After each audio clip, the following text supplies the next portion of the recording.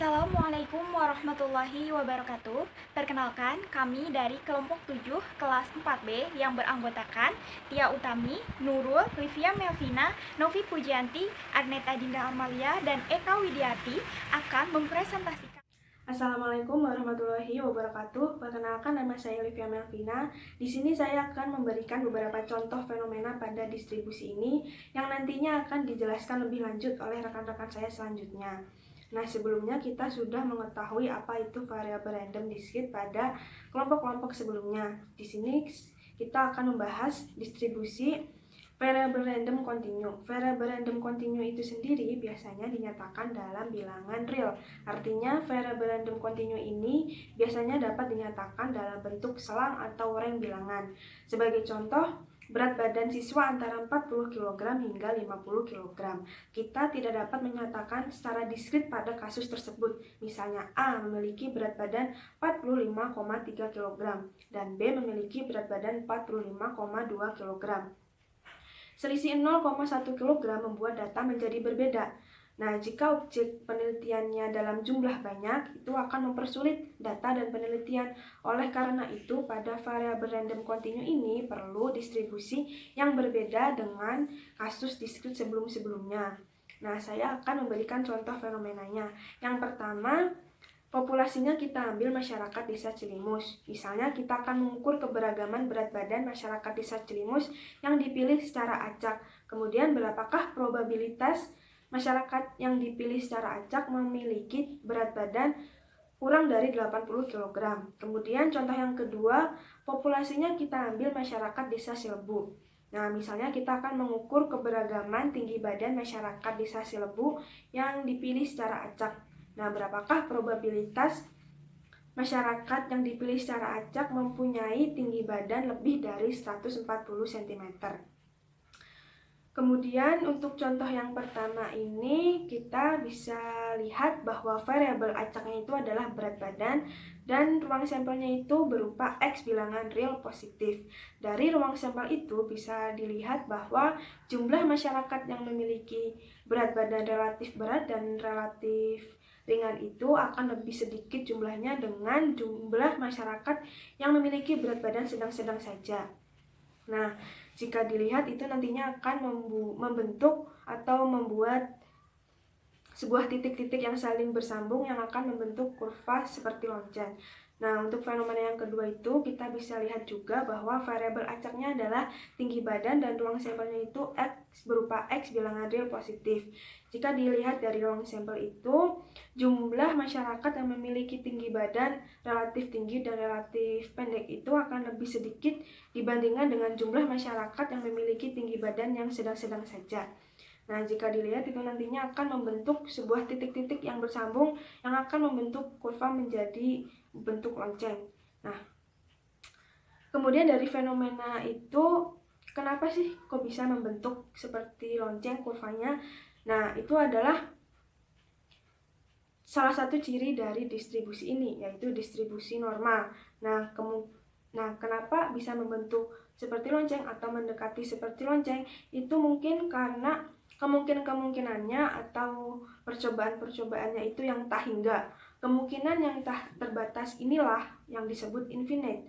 Jika kemungkinannya 1 atau 2 atau terbataslah, itu adalah diskrit. Nah, contohnya kan sudah dijelaskan pada distribusi diskrit yang sebelum-sebelumnya.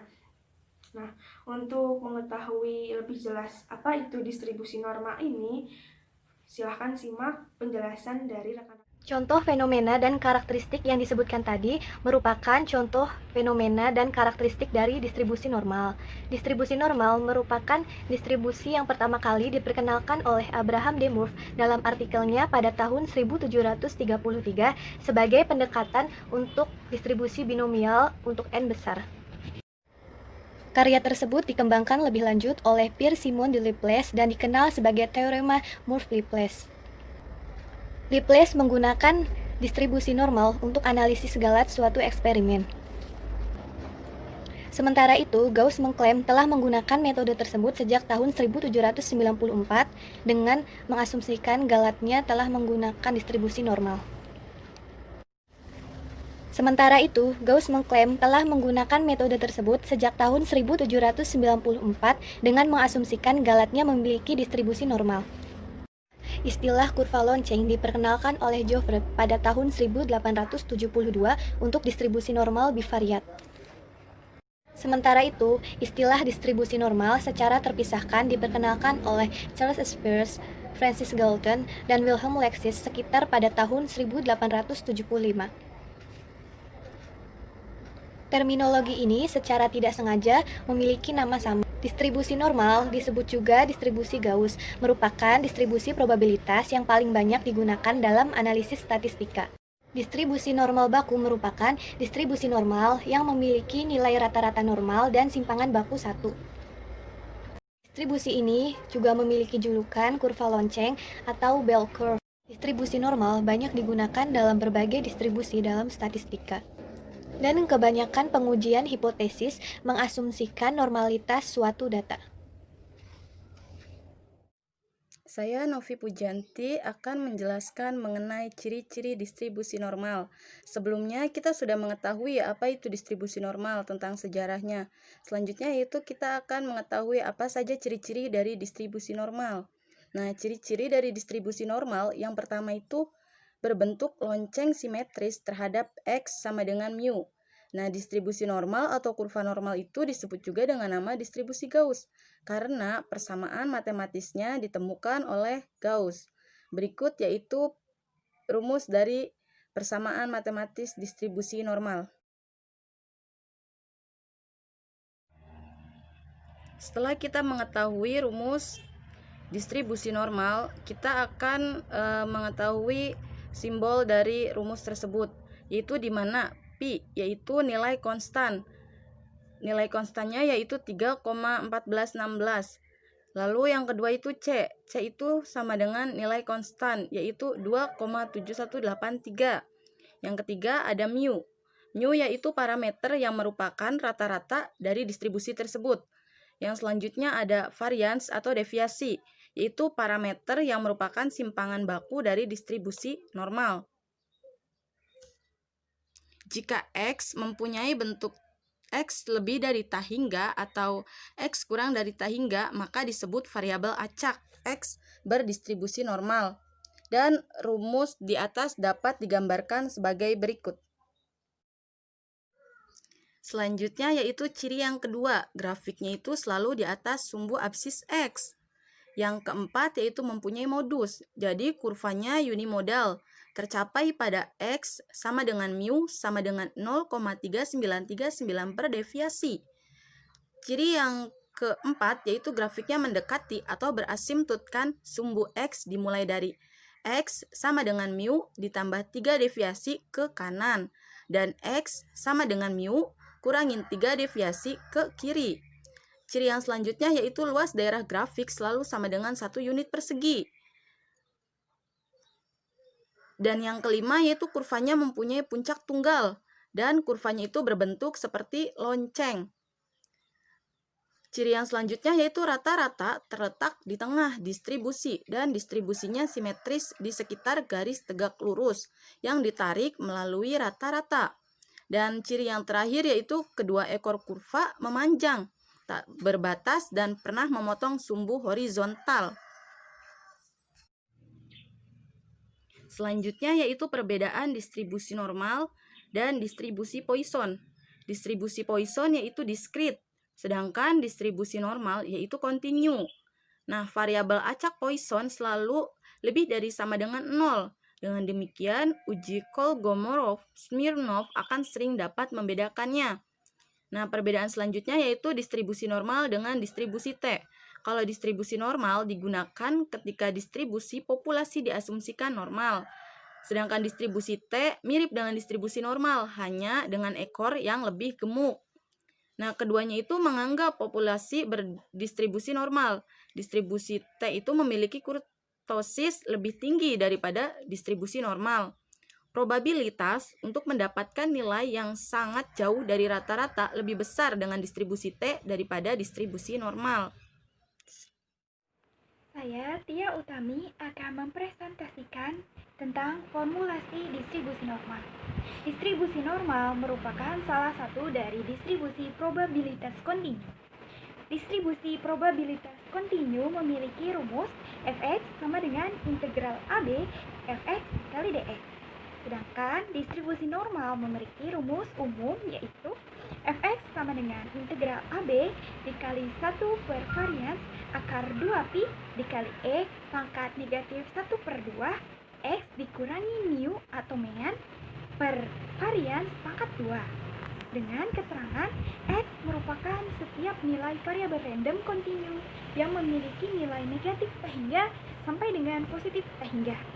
Pi adalah konstanta yang mendekati nilai 3,1416. E adalah bilangan konstanta yang mendekati nilai 2,7183. Sedangkan mu atau yang biasa kita sebut dengan mean merupakan rata-rata untuk distribusi. Dan yang terakhir, varians merupakan simpangan baku atau standar deviasi variabel random. Jika kita masih menggunakan variabel X, dalam rumus tersebut merupakan rumus dari distribusi normal umum. Nah, jika kita menghitung dengan distribusi normal umum, maka kita akan kesulitan menghitung luas areal di bawah kurva. Maka, kita harus merubah distribusi normal umum tersebut yang memiliki rata-rata dan standar deviasi menjadi bentuk distribusi normal standar yang memiliki rata-rata minus sama dengan 0 dan standar deviasi sama dengan 1. Caranya adalah dengan merubah variabel acak X menjadi Z dengan transformasi. Berikut adalah kurva perpindahan dari X menjadi variabel Z dengan menggunakan transformasi di mana Z sama dengan X dikurangi mu per densitas atau per varians yang biasa kita sebut dengan varians, di mana Z merupakan variabel normal standar, X merupakan nilai variabel random, dan mu atau mean adalah rata-rata dari variabel random, dan varians merupakan standar deviasi variabel random. Dengan demikian, kita dapat menghasilkan rumus dari variabel standar distribusi normal, yaitu rumusnya adalah Fz sama dengan integral AB dikali 1 per densitas atau varians dikali 2 akar pi dikali E pangkat negatif 1 per 2 Z kuadrat. Saya Neta Dinda Armalia akan menjelaskan nilai ekspektasi rata-rata, mean, dan varians. Nilai harapan yang dibahas adalah nilai harapan X, X kuadrat, dan X min E X kuadrat. Sebagai informasi, nilai harapan X merupakan nilai rata-rata mean, dan nilai harapan kurung buka X min E X kurung tutup kuadrat merupakan varian. Untuk yang pertama, kita akan membuktikan nilai harapan X. Nilai harapan X di sini EX sama dengan integral dengan batas atas T hingga dan batas bawah min T hingga X dikali Fx dx. Nah, Fx di sini merupakan fungsi distribusi normal yang diketahui 1 per akar 2pi dikali sigma dikali E pangkat min 1 per 2 dikali kurung buka X min mu per sigma kurung tutup kuadrat dx. Sehingga kita bisa masukkan persamaan tersebut ke dalam pembuktian rumus, sehingga EX sama dengan integral dengan batas atas T hingga dan batas bawah min T hingga X dikali 1 per akar 2pi sigma dikali E pangkat min 1 per 2 kurung buka X min mu per sigma kurung tutup kuadrat dx. Lalu kita pindahkan 1 per akar 2pi sigmanya ke depan, sehingga menjadi X sama dengan 1 per akar 2pi dikali sigma integral dengan batas atas T hingga dan batas bawah min T hingga X dikali E pangkat min 1 per 2 kurung buka X min mu per sigma kurung tutup kuadrat dx. Nah, dimisalkan X min mu per sigma sama dengan T ya, biar kita bisa melakukan pembuktiannya dengan mudah. Maka X sama dengan sigma T ditambah mu. Karena perkalian silang sigma dan T, sigma T ditambah mu min mu pindah ruas menjadi plus mu. Lalu diturunkan X terhadap sigma T plus mu sehingga menjadi dx sama dengan sigma dt. Untuk itu X kuadratnya sama dengan kurung buka sigma T plus mu kurung tutup kuadrat diuraikan menjadi X kuadrat sama dengan sigma kuadrat T kuadrat ditambah 2 sigma T mu ditambah mu kuadrat. Sehingga EX sama dengan 1 per akar 2 pi sigma dengan integral dengan batas atas ta hingga dan batas bawah min ta hingga kurung buka sigma T plus mu dikali E pangkat min 1 per 2 T kuadrat sigma dt. Di sini kita kalikan sigma T dengan E pangkat min 1 kuadrat T kuadrat sigma dt dan mu dikalikan dengan E pangkat min 1 per 2 T kuadrat sigma dt. Sehingga hasilnya E pangkat X sama dengan sigma per akar 2pi integral dengan batas atas ta hingga dan batas bawah min ta hingga T kali E pangkat 1 pangkat E min 1 per 2 T kuadrat dt ditambah mu per akar 2pi dengan integral dengan batas atas ta hingga dan batas bawah min ta hingga E pangkat min 1 per 2 T kuadrat dt. Karena mu per akar 2pi integral dengan batas atas ta hingga dan min ta hingga kali E pangkat min 1 per 2 T kuadrat dt hasilnya sama dengan mu plus mu, maka EX sama dengan sigma per akar 2pi integral dengan batas atas ta hingga dan batas bawah min ta hingga T dikali E pangkat min 1 per 2 T kuadrat dt plus mu. Nah, di sini kita misalkan lagi agar mempermudah pembuktiannya. Kita misalkan 1 per 2 T kuadrat sama dengan Z, maka jika T diturunkan terhadap Z, maka T dt sama dengan dz. Nah, maka EX sama dengan sigma per akar 2pi diintegral dengan batas atas ta hingga dan batas bawah min ta hingga E pangkat min Z dz plus mu. Lalu kita lakukan integral sehingga EX sama dengan sigma per akar 2pi E pangkat min Z dengan batas atas ta hingga dan batas bawah min ta hingga plus mu. Hasil dari integral sigma per akar 2pi E pangkat min Z diintegralkan dengan batas atas ta hingga dan batas bawah min ta hingga hasilnya adalah 0, maka terbukti EX sama dengan mu. Terbukti nilai ekspektasi dari mean sama dengan mu. Nah, untuk membuktikan rumus dari varians, kita akan cari ekspektasi dari X kuadrat. Nilai ekspektasi dari X kuadrat, ketahui EX kuadrat sama dengan integral dengan batas bawah min ta hingga dan batas atas ta hingga X kuadrat Fx kali dx. Diketahui Fx-nya itu merupakan persamaan dari distribusi normal, yaitu 1 per akar 2pi kali sigma, maka EX kuadrat sama dengan integral dengan batas atas ta hingga dan batas bawah min ta hingga X kuadrat 1 per akar 2pi kali sigma E pangkat min 1 per 2 kurung buka X min mu per sigma kurung tutup kuadrat dx. Kita pindahkan 1 per akar 2pi sigma ke depan integral sehingga X kuadrat sama dengan 1 per akar 2pi sigma integral dengan batas atas ta hingga dan batas bawah min ta hingga X kuadrat E pangkat min 1 per 2 kurung buka X min mu per sigma kuadrat dx. Dimisalkan agar lebih mudah, X min mu per sigma sama dengan T, maka X sama dengan sigma T plus mu seperti yang sudah saya bahas sebelumnya, diturunkan X kepada sigma T plus mu sehingga dx sama dengan sigma dt.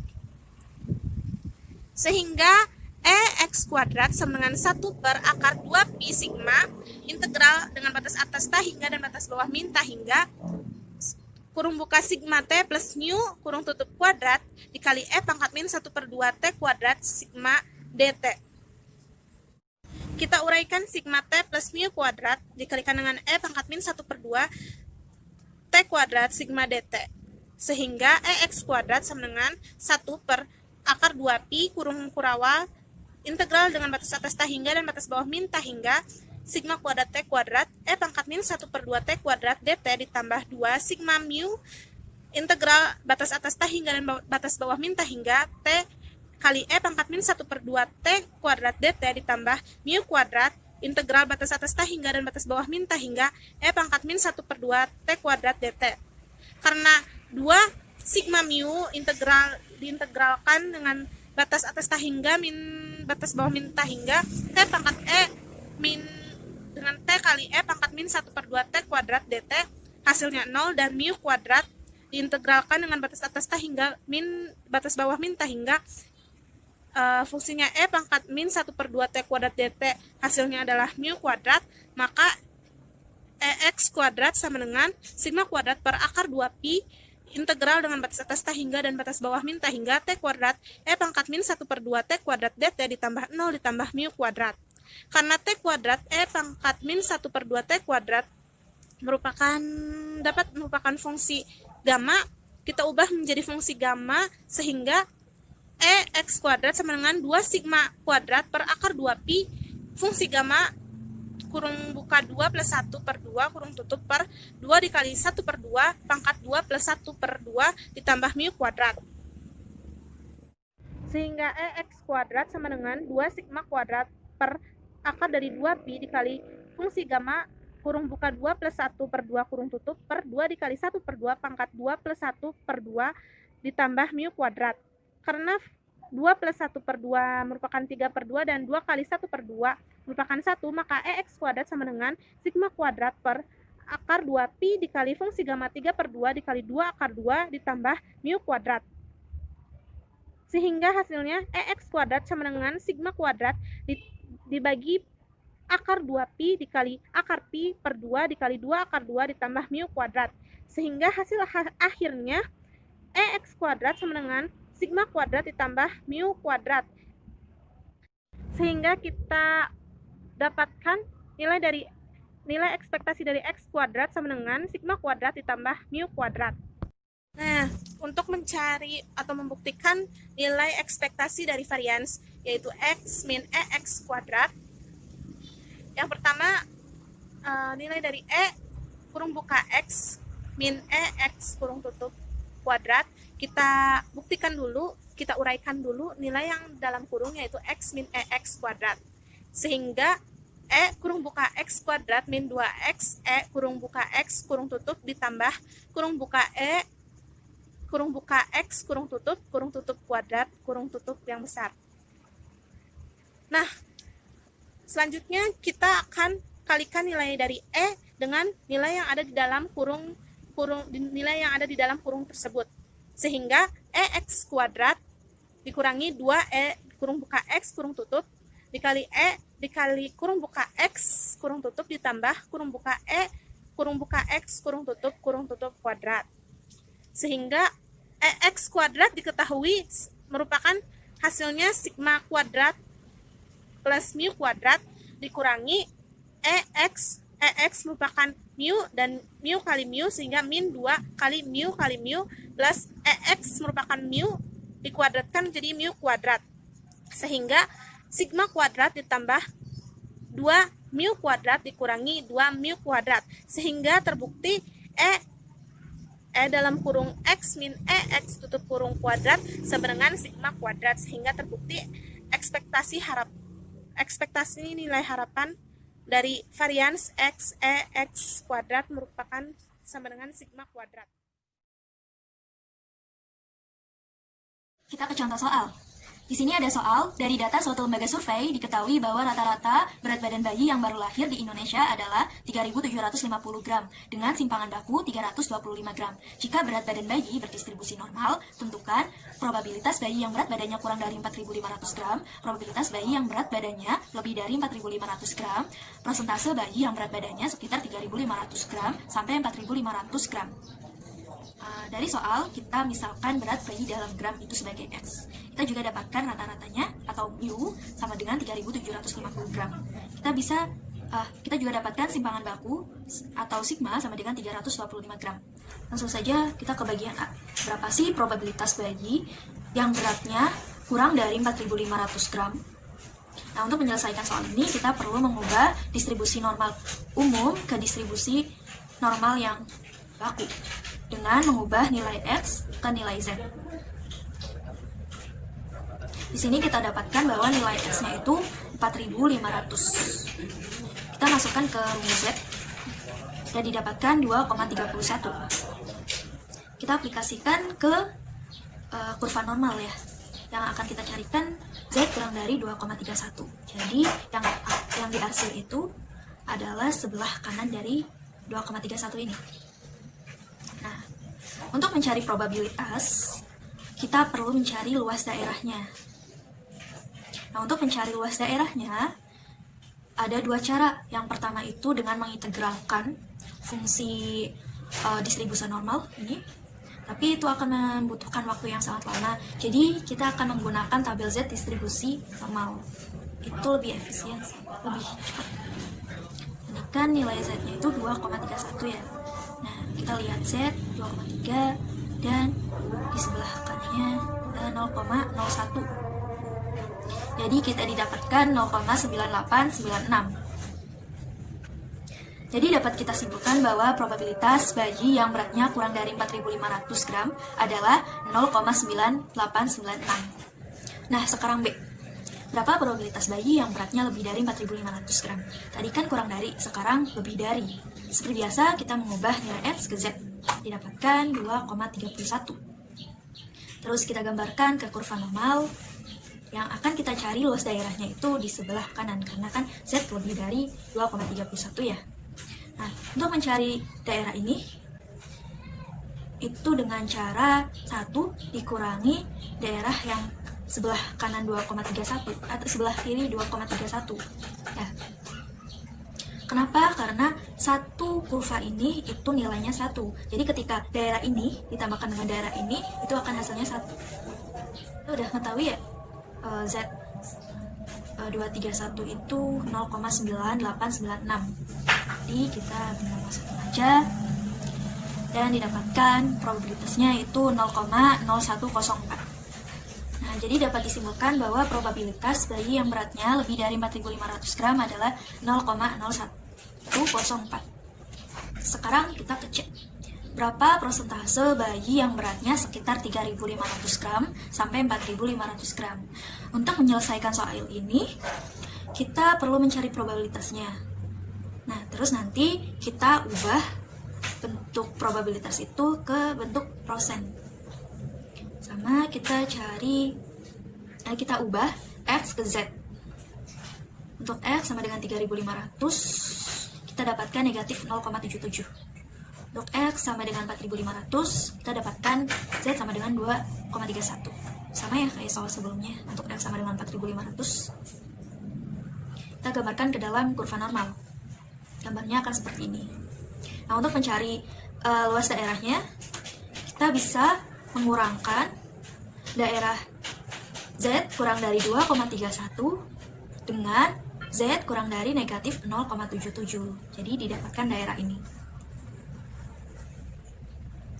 Nah, untuk Z sama dengan 2,31, kan kita udah ketahui ya bahwa itu adalah 0,9896. Jadi kita akan mencari nilai Z 0,77 saja. Dan didapatkan 0,2206. Kita aplikasikan ke rumus yang tadi dan didapatkan 0,7690. Kita ubah nilai probabilitas ini ke dalam persen. Jadi didapatkan 76,90%. Jadi dapat disimpulkan bahwa persentase bayi yang beratnya sekitar 3.500 gram sampai 4.500 gram adalah 76,90%. Terima kasih.